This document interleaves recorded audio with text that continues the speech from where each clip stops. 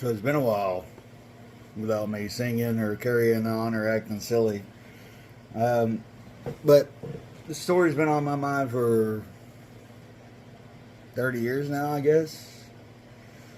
Um, I don't necessarily tell the entire story very often, but I think it's might be extremely important to somebody out there if I did tell it.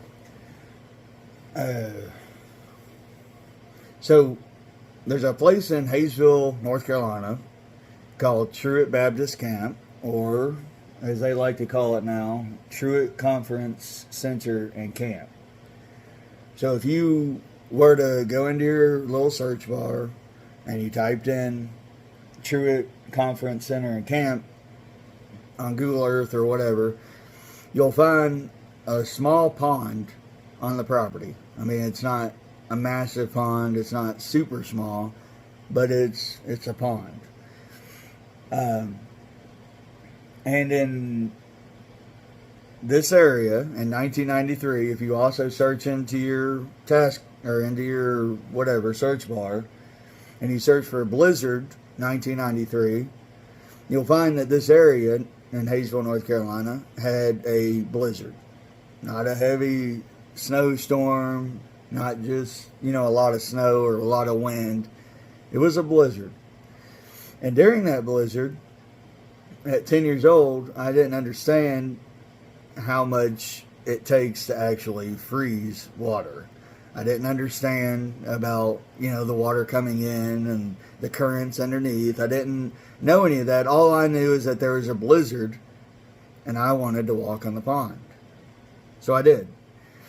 I didn't sneak around to the back of the pond and come in to the forest section. I just walked onto the pond from literally where I lived, which was directly across where the baseball field is. And if you cross the road, the house on top of the hill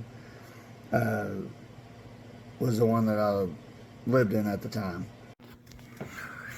So I have to cut in real quick in this video and correct something that I misspoke about because the video is supposed to be extremely truthful, and it is. But in the video, I actually said that I lived on the hill or the house on the top of the hill at the time. That's not true. We moved to that house later. So at the time that I actually fell into the pond, if you go over the hill, this is over the hill, and you start going down the other side of the hill, on the left, there's a trailer park. The trailer at the very front of the entire trailer park, I'm pretty sure the foundation is still there. I don't know if they remodeled, rebuilt, whatever. But that very first trailer that you see at the very beginning of the trailer park, that is actually where we lived when I fell into the pond. And then like a year or two later, Dave moved out of the house at the top of the hill, and we moved into the house at the top of the hill. So, not intentional lying, but I just got ahead of myself, and I'm not going to redo the entire recording just for this little part. So I got out on the ice, and I thought I was probably around about the middle. I was actually starting to head towards one of the edges when I heard the first crack. And the first crack was thunderous. Like I felt the vibrations go throughout the entire pond, and I immediately dropped to my chest and spread my body weight out as far as I possibly could, and then I tried to inchworm towards the edge. By this time, my dog, which was a tiny little rat terrier, was already freaking out. He was already running around me, barking. I don't know if he left and came back once or twice. I'm thinking he might have. But as I was inching my way, inevitably the ice broke underneath me. I was wearing a full snowsuit, boots, gloves, head to toe, full snowsuit. The moment my feet hit the water, my boots came off.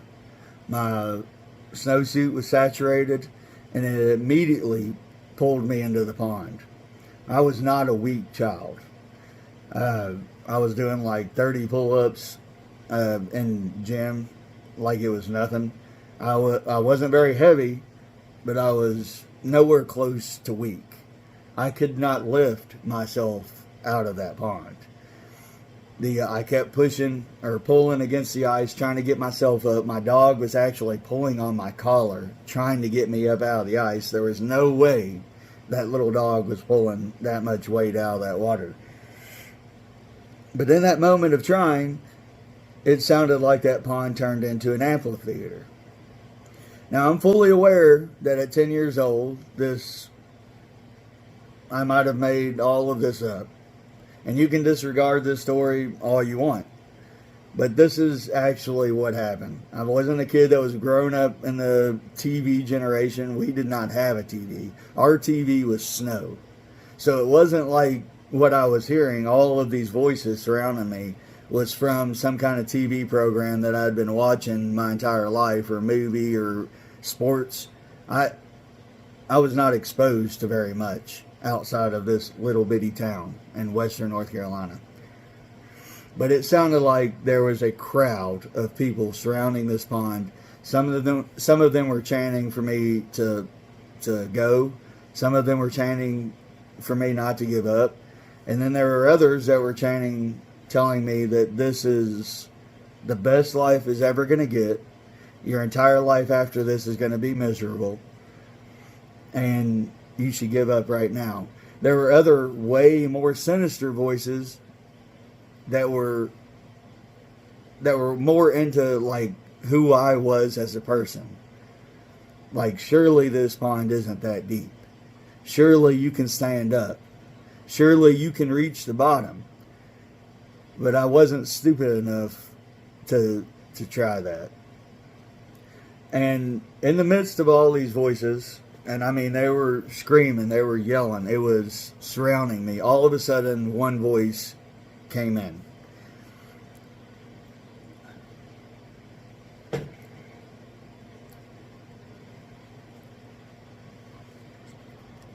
And it's a voice that if you've ever heard it yourself, you will never forget. Even if you never hear it again, which I'm not saying I never did. I'm saying that even if you never heard this voice again, you would never forget it from that point forward. But when this voice came in, the voice, the entire crowd sounded like it went to the background. They didn't shut up completely, but it was almost like the amphitheater was pushed back hundreds and hundreds of meters away. I could still hear him chanting, but this voice was all I was paying attention to. And this voice came in and it said, "John, you have two choices here. I'm not going to sit here and tell you that, or lie to you and tell you that your life's going to be perfect. I'm not going to sit here and lie to you and tell you that every single one of these voices is wrong or is lying to you, because they're not. You have two choices to make. You can either choose to give up right now and come home, basically. Or two, you can choose to fight your way to the edge of this pond." So I began breaking the ice.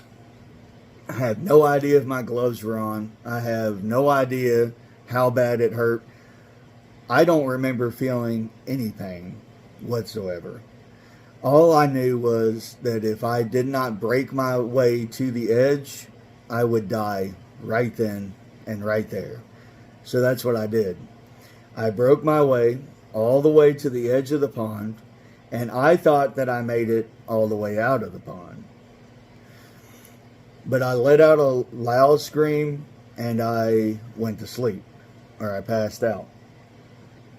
There was a man living in the home right in front of the pond at the time. You can see it on Google Earth. I'm pretty sure it's still there on Google Earth. It is named Richard Roberson, and that's should be the title of this video. Obviously, I'm recording before I actually upload it, so it should be the title of this video. But Richard Roberson heard me yell out a scream and came running over. He told me that my legs were almost completely black. My entire body was a deep blue. He did not know whether I was alive or dead. He said he didn't have time to check any vitals. He scooped me up, and I thought he brought me to my mother. But I ended up going through somebody else in the community before I actually got to my mother. But I did wake up in my mother's lap, and I survived.